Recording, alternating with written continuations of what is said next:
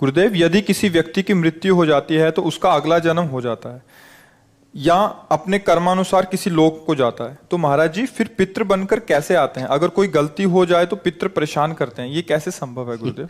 आप ये समझो, आप पितृ नाम दो, भूत नाम दो, कुछ भी नाम दो, अभी जो इनको बताया वो कर्म ही होता है। हमारा कर्म ही होता, कोई हमको परेशान नहीं कर सकता। कोई देवता, कोई भूत, कोई प्रेत, कोई पितर, ये बात गांठ बांध लो, कोई तांत्रिक, कोई सिद्ध। यदि मेरा कर्म गलत नहीं है तो विश्व ब्रह्मांड में किसी की ताकत नहीं है कि वो हमको दंड दे सके, क्योंकि सबका शासन करता भगवान है, ईश्वर है। अगर कोई अपने तप का प्रभाव भी करना चाहे, मान लो तपस्वी है, तो बीच में आके खड़ा हो जाएगा, बिल्कुल वो भजन नहीं करता पर वो निष्पाप है, उसने अपराध नहीं किए, तो किसी न किसी रूप में भगवान आके खड़े हो जाएंगे, उसकी रक्षा कर लेंगे। इसीलिए उनका एक नाम है ईश्वर। संपूर्ण जीवों का शासन उनके हाथ में है और सब जगह विराजमान है। यार मैंने तो भगवान को पुकारा ही नहीं, लेकिन मेरा सब काम बन गया। ऐसा फंस रहा था, ऐसा गिरने वाला था कि मर जाते, ये लोग फंसा लेते। ऐसा कौन बचाया? तुम्हारे अच्छे कर्म, तुम्हारे अच्छे कर्म है, बुरे कर्म नहीं। मैं तो फूंक फूंक कर पैर धर रहा हूं, जब से मुझे होश से कोई गलती नहीं हुई हमसे। हमारी दुर्दशा लोग कर रहे हैं, हमारी दुर्दशा इससे हो रही, उससे, कोई दूसरा नहीं है। बोले तुम्हारे कोई चक्कर है, ऊपरी चक्कर है, लोग ऐसे कहते हैं, वो अरे ऊपरी और भीतरी, केवल तुम्हारे कर्म का चक्कर है, दूसरा कोई नहीं है। वही कर्म भूत बन करके तुम्हें सताएगा, वही कर्म पितर बन करके, वही कर्म ग्रह बन करके सताएगा, कोई नहीं सता सकता। जो पे कृष्ण चरण मन अर्पित तो करी है का नवग्रह रंग, रंग माने भिखारी। ये भिखारी नवग्रह तुम्हारा बाल बांका भी नहीं कर सकते यदि कृष्ण चरणारविंद में चित्त लगाए हो, और सब ग्रह तुम्हारे अनुकूल है और प्रभु से तुम विमुख हो, तो कोई तुम्हारी रक्षा नहीं कर सकता। तुम्हारे कर्म तुम्हें नष्ट कर देंगे। ये सिद्धांत सबकी समझ में नहीं आता है। अगर समझ में आ जाए तो भूल जाओ कि कोई पितर है, कोई भूत है, कोई प्रेत है। वही है, वही, दूसरा कोई नहीं है। वही तुम्हें दंड देने के लिए कभी भूत बन जाते हैं, कभी मृत्यु बन जाते हैं, कभी नाना प्रकार की घटनाएं बन जाते हैं। और इसीलिए उनका भजन करोगे तो असली रूप में आपको मिलेंगे। प्रेमानंद स्वरूप, महान सौंदर्य समुद्र, करुणा समुद्र। वही नहीं कहते जो विमुख है, अधर्माचरण करता है, उसके लिए मैं काल रूप भयंकर हूं। भगवान ही कह रहे, मैं उसके लिए भयंकर रूप हूं। देखो, भगवान का ही एकमात्र स्वतंत्र साम्राज्य है, वही बनने वाले, वही बनाने वाले हैं। बस सावधान होकर उनका भजन करो, कोई कुछ नहीं कर सकता। जब आप मान्यता करोगे कि पितर हैं, भूत हैं, तो उस रूप में मिल जाएंगे। जाकी रही भावना जैसी, वो आप बिल्कुल मान्यता हटा दो कि जो भी नाम रूप है हमारे प्रभु के ही हैं। हाँ, जो हमसे गलती हुई वो हम गलत हैं, हमसे पाप हुआ, हमसे अपराध हुआ, पर स्वामी हे नाथ आप कृपा करके क्षमा करो, कोई कुछ सता नहीं। देखो, किसी का अटैक जो होता है ना, हमारे तन पर होता है, हमारे मन पर होता है। देखो ना, मतलब कोई एक्सीडेंट हुआ तो तन पर हुआ, कोई ऊपरी चक्कर जिसे कहा जाता है वो मन पर होता है, भूतावेश, कोई भी आवेश मन पर। तो ये तन मन जब तक तुम अहंकार में हो तभी तक पीड़ा दे सकते हैं। अगर भगवान को समर्पित कर दिए, अब किसी की ताकत है? भगवान के समर्पित तन और मन को कोई घसीट कर ले जाए, ऐसा हो सकता? इतना वीर कोई पैदा हुआ है क्या? बस एक बात समझ लो, भगवान के आश्रित हो जाओ। वही भगवान ने गीता जी में कहा, पितरों को पूजने वाले पितर लोग को जाते हैं, भूतों को पूजने वाले भूतों को प्राप्त होते हैं, और मेरा भजन करने वाले मेरे को प्राप्त होते हैं। वही पितर बने, वही भूत बने, आप जिस भावना से उनको भजोगे वैसे ही आपको मिल जाएंगे। वही सब अपना विस्तार किए हुए हैं। ये बात समझ में आ जाएगी तो फिर बात, कोई परेशानी नहीं है। देखो, गंगा किनारे जब हम भ्रमण करते थे तो अब तो नियम लग गया कि आप लाश फेंक नहीं सकते। ये तो गांव के लोग जो है वहाँ जलाते नहीं थे। अब 10 कोस से आ रहे हैं, 100 रखे हुए, कहाँ वहाँ लकड़ियों का। ऐसे ही गंगा नहाया और बालू बांधियो, गंगा में सकला दिया, तो सैकड़ों लाशें कुत्ते किनारे खाते थे, चीत चीत के खा रहे हैं। स्मशान है, कहीं हमको आज तक कोई परेशानी नहीं है। अकेले भ्रमण करते रहे, रात दिन गंगा जी का ही किनारा सेवन। बड़े बड़े हमको बंदूकधारी मिले, बैच जो बदमाशों के होते हैं, बस बहुत बहुत बातचीत की उन्होंने, हाँ ठीक है जाओ। पहले तो एक बार तो ऐसे मिले कि लोग, कोहरा छाया हुआ था, ठंडी का समय एकदम, बुलाया 8-10 लोग लगभग ऐसे, और सब शराब पिए हुए, ऐसा लग रहा था उनकी चेष्टाओं से। कहाँ से हो, क्या हो, कैसे हो, यहाँ कैसे? तो उनका यही हमारा जीवन है, गंगा के किनारे ही, और भगवान देखने के जान दो, ये बाबा जी भजन करता है, बोले जाओ जाओ जाओ। सब में वही भगवान बैठा हुआ है। अगर मान लो प्रारब्ध होता पीटने का तो 10-5 लात जूता करते, फिर हटा देते।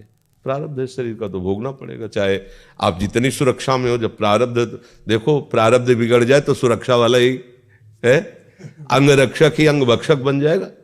और प्रारब्ध अगर आपका सही, मतलब कर्म आपका सही है, तो मारने की नियत से, वो एक हमारे मौनी संत थे, वो गंगा किनारे काफी समय तक साथ ही रहे सेनपुर में। तो वो एक दिन घटना बता रहे थे कि हम किनारे किनारे भ्रमण कर रहे थे और वो मौन बोलते नहीं थे। तो बोले एक अन्य धर्मावलंबियों का नगर था, जो विरोधी हिंदू धर्म के हैं, उनके मतलब कई लोग लड़के ऐसे मनोरंजन कर रहे, उन्होंने देखा बाबा जी और शाम का समय था, बोले चलो इसे मारा जाए। उनका मनोरंजन है, जब उनको पशु पक्षियों को काटने में कोई हिचक नहीं, तो बाबा जी काटने में क्या हो।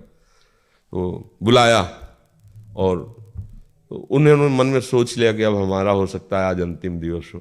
बिल्कुल मौन शांत रहते, भगवान का एकदम तन्मयता पूर्वक ध्यान, हो सकता है ये लोग मार दें। संत सब बात में तैयार रहते हैं कि भगवान का पता नहीं क्या विधान है। तो एक ने कहा यार तुम मार नहीं सकते इसको, उन्हीं की आए सब उसी से, तुम मारोगे नहीं इसे। बोले क्यों, तुम्हारा रिश्तेदार लगता है? बोले तुम्हारा कुछ बिगाड़ा नहीं, कुछ बोल नहीं रहा था, तुम मारोगे क्यों? बोले हिंदू बाबा जी इसलिए मारेंगे। बोले मार के दिखाओ तुम। अब 2-3 इधर हो गए, 5-6 इधर हो गए, आपस में थप्पड़ चलने लगा, वो चले गए, बाबा जी चले गए। बाबा जी इसको देखा वो मालिक इतना सर्व कोई सता नहीं सकता, कोई नहीं, त्रिभुवन में नहीं। इसीलिए देखो अपने लोग तो मानो पुरुष शरीर में बाबा जी हैं, स्त्री शरीर में राजमहलों में पली हुई मीरा जी, कोई आज तक ऐसा रिकॉर्ड नहीं कि किसी ने ऐसे छू पाया हो, आज तक नहीं। वो कई बार हमने गंगा यमुना बाई का चरित्र सुनाया है कि अकबर सम्राट का भांजा जो है ना, वो यहाँ का अधिकारी था आगरे का, वो यहाँ आया, देखा कि अब जो ब्रह्मचारिणी है पवित्र, तो उनका तेज और सौंदर्य का अलग ही होता है। वो देखकर लुभायमान हो गया और कहा जितना भी भेंट चाहिए इसको दो, और हमारे महल। बोले भेंट वाली नहीं, ये तो प्रभु का भजन करने वाली भगवान की भक्ता है, ऐसा सोचिएगा भी नहीं। पर वो अन्य धर्मावलंबी भी था, उसको इस बात का महत्व भी नहीं था, क्योंकि राजमद था भाई, सम्राट पद पे उसका रिश्तेदार बैठा हो तो काहे को दबेगा, यहाँ का अधिकारी खुद है आगरा मंडल का वो। तो उसने 2 वैश्याओं को बुलाया और कहा किसी भी तरह इसको हमारे पास लाओ। बाई जी सीधी सादी थी, वो साधु बन करके आई, वो बातचीत ऐसे साजे से संत करते हैं, वो बहुत चतुर थी कैसे फंसाना है। 10-20 दिन लगातार आए और खूब भगवान की चर्चा सुनी, बड़ा ऐसा, और प्रणाम करके। और वो सरल हृदय, संत हृदय, विश्वास ही हमारा साधन है। हम लोग थोड़ी संशय करते हैं कि पता नहीं चल कर रहा है कि आप हाथ जोड़े तो लगा भगवान का निज जन है। वैसे ही 2 दिन फिर नहीं आई, तीसरे दिन फिर आई, तो स्वभाव बनता है कि भाई 2 दिन आप बीमार थी क्या, क्यों नहीं? तो उनका हमारे यहाँ बहुत बड़े संत आए हैं, उनकी सेवा में हमारी तो इच्छा है आप भी दर्शन करें। तो उनका नहीं, हमारे तो वृंदावन में प्रभु के दर्शन हमें बोले नहीं, हमारी इच्छा है एक बार उन संत के तो उन्हें लगा कि चलो भाई संत दर्शन की कहे तो मथुरा कोई दूर थोड़ी है, चलो भाई कराती है, सखी है, रोज सत्संग में आती है हमसे। चली गई, जब वहां गई तो महल, तो उन्होंने सोचा संत है, चाहे महल में रखो चाहे झोपड़ी, हो सकता है कि ऐसा। तो अंदर जेवी दरवाजे की दोनों ने दरवाजा बंद कर देखा, वो हसन बेग दो अजीज बेग क्या उसका नाम था, वो सामने उन्होंने देखा इसकी तो काम दृष्टि है और ये तो मुझे फंसाया गया है। उनका दूर रहना, एक कदम भी आगे मत बढ़ना, इसी में तुम्हारा मंगल है, हम तुम्हारा मंगल चाहते हैं। वो काओ, ये भाषा है क्या समझने वाला, जो कुआ मदांधो मदना तुरुआ, कामी पुरुष कभी ये नहीं देखता कि धर्म क्या है अधर्म क्या है, परिणाम क्या होगा, कामी पुरुष नहीं देखता, क्योंकि कामना में अंधा हो जाता है, बेटी है कि बहन है कि क्या है ये सब भूल जाता है। कोआ मदांधो मदना तुरुआ, अंधों में अंधा कौन, बोले जिसको काम। अब वो तो वैसे ही आगे बढ़ा, बस वो श्री हरिवंश श्री हरिवंश श्री हरिवंश से आंख मूंद करके प्रभु का भयंकर सिंह प्रकट हो गया उसी बीच में। वो लिखा हुआ है रसिकल निवाल में, और पैजामा गीला हो गया, मूर्छित होके गिर पड़ा। और बाई जी का शरीर वृंदावन में, भगवान कर तुम बिना विमान के एक क्षण में वृंदावन में। उन्होंने आंख खोल के देखा अपनी कुटिया में बैठी है, तो उन्हें कोई आश्चर्य नहीं हुआ, क्योंकि सर्वाश्चर्य में भगवान है। अरे यहां से साड़ी नहीं खत्म हो पाई, 10,000 के हाथियों का बल रखने वाला मूर्छित होके गिर गया यहां से द्रौपदी जी के। भगवान वस्त्र ही बन के विराज, भगवान है। बाद में चरणों में गिरा के बड़े एक भरोसा बस। तो कोई फिर, और ऐसे तो कितना कितना दुख है, आप देखो ना कि पूरा जीवन शांति, ये सब भूत ही तो लगे। अरे सबसे बड़े भूत ये पंचभूत, 5 भूत इनको नहीं कहते, ये पंचभूत है। यही हमें तो सब काम, कोई है मंत्र तंत्र इन पंचभूतों से हटा दे। देखो कितना हमें फंसा लिया पंचभूतों ने।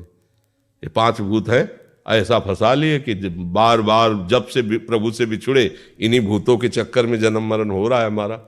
एक बार भगवान का आश्रय लेकर भजन करो, कोई तुम्हें, हरि स्मृति सर्व विपद विमोक्षणम, ये भगवान व्यास देव जी के वचन।